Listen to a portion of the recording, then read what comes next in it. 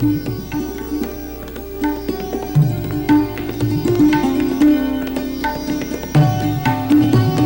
the past decade, especially in America, people have been taking a serious new look at the old question of death and life after death. What is death? Have we had other lives? Is there life after death?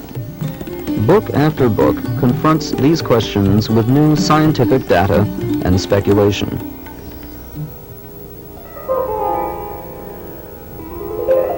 For answers to these perplexing questions, many are turning to Eastern philosophies. In the following slides, we shall investigate death and afterlife as explained in the oldest philosophical system known to man, India's ancient Vedic culture.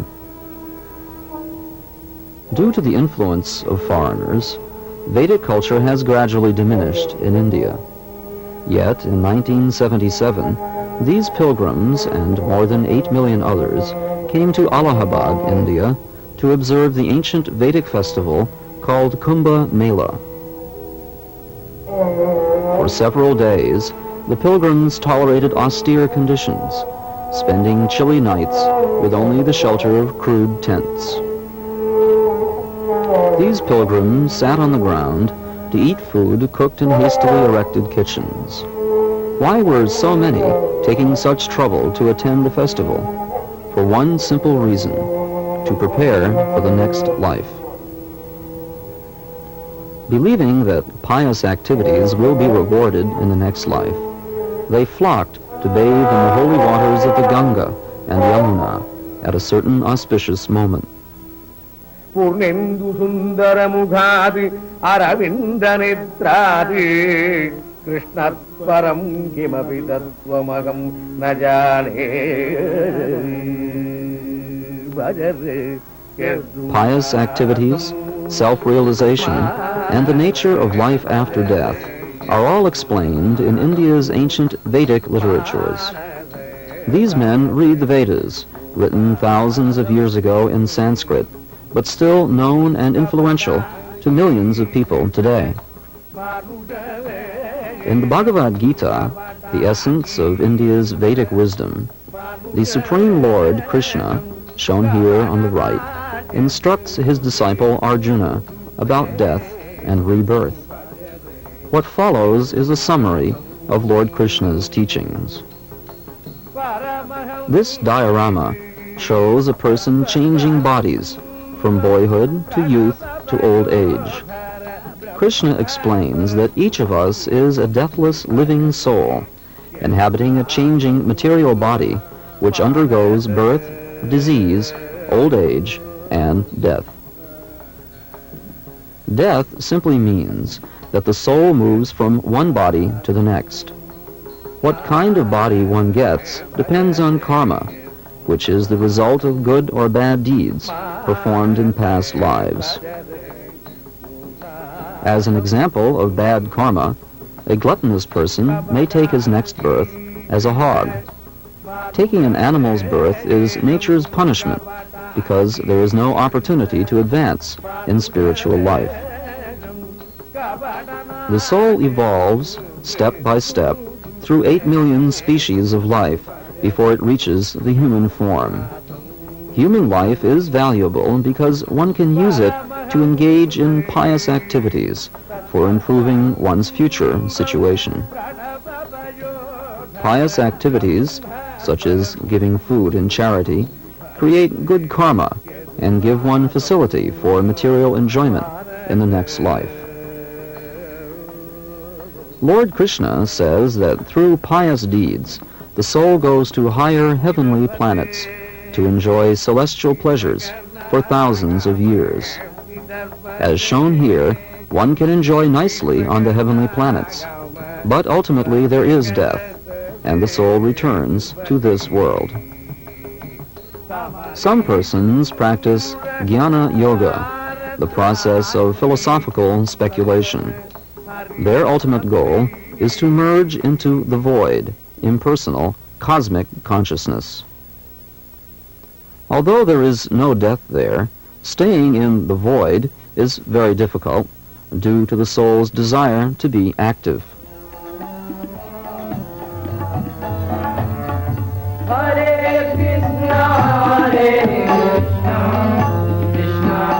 Bhakti yogis, devotees of Lord Krishna, seek knowledge, renunciation, and freedom from death by chanting Krishna's names and serving him in devotion. Devotees worship in temples, such as this one at Rangakshetra, in order to transfer from this planet to the transcendental spiritual planets of Krishna, where the soul is eternally freed from the misery of birth and death. As described in the Vedas, the spiritual world is both deathless and full of eternal spiritual activity. When one goes there, he never returns to this world of birth and death. Devotees prepare for living in the spiritual world by worshiping the deity of Krishna, shown here. One who can fix his mind on Krishna at the time of death goes directly to the spiritual world. Viewing from left to right, this illustration shows how the soul takes its next body. At the upper left, a devotee worships Krishna and goes to Krishna's planet. Below, a pious man goes to a heavenly material planet. At the bottom, we see how performers of animalistic activities are put into the hellish condition of animal life. In the Vedic text Srimad Bhagavatam, Emperor Parikshit, shown kneeling, has learned that he will die in 7 days. He asks his guru, Shukadeva Goswami, what is the duty of a man on the verge of death? Shukadeva Goswami said, at the last stage of life, one should not be afraid of death. Leaving home for a sacred place, one must cut off all attachment to the material world. Forgetting all bodily needs and comforts, one should meditate intensely on the form of Krishna within his heart. Thus he can be sure to remember Krishna and gain liberation at the moment of death. All religious Indians still hold to this ancient philosophy about death and the afterlife. At every stage of life, they prepare for death by thinking of Krishna and practicing detachment from family, wealth, and bodily comfort. Children learn detachment from material things and attachment to Krishna from the beginning of life. At age 25, a man may take a wife. Here, married devotees worship Krishna in their home.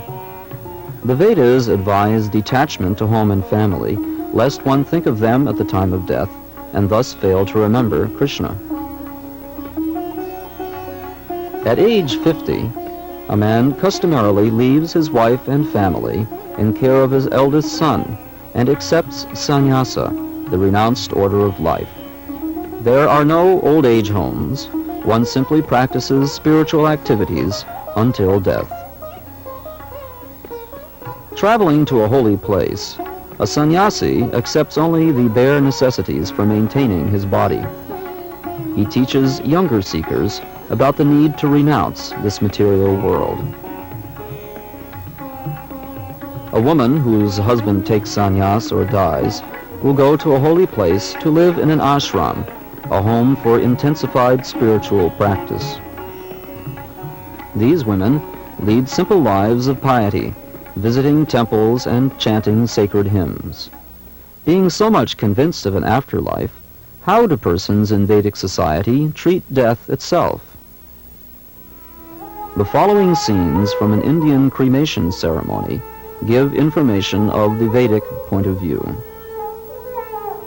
These men understand that their friend or relative has not really died. Rather, he has simply been transferred to a new body.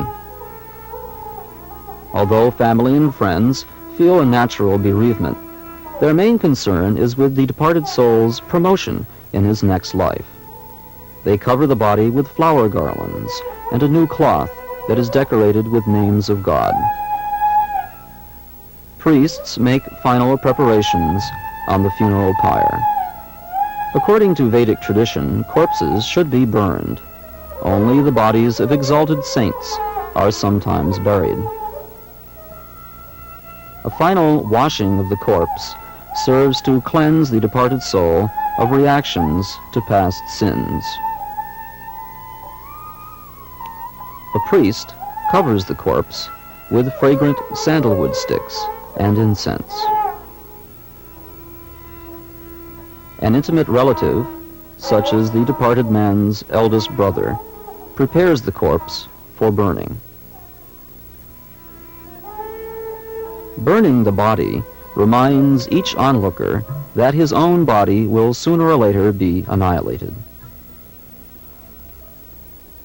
Fire, the Vedic symbol of purity, assists in the transfer of the soul to a higher position in its next incarnation. The remaining ashes may be gathered and buried in a clay urn. In India, there are very few graveyards. Usually, the ashes are scattered in holy rivers, such as the Ganga or Yamuna, to further benefit the departed soul. What we have seen is a funeral ceremony for a common man. However, the remains of a spiritually exalted person may be buried intact beneath a shrine or samadhi tomb like this one. Here is the famous samadhi tomb of Srila Rupa Goswami in Vrindavan, Uttar Pradesh. It is seen every year by thousands of pilgrims. In Vedic culture, there is no need of lamentation when a pious man dies, because he will proceed to a better life. And the departure of a great devotee of Krishna is actually a cause of celebration, because it is understood that he has gone back to the eternal spiritual world.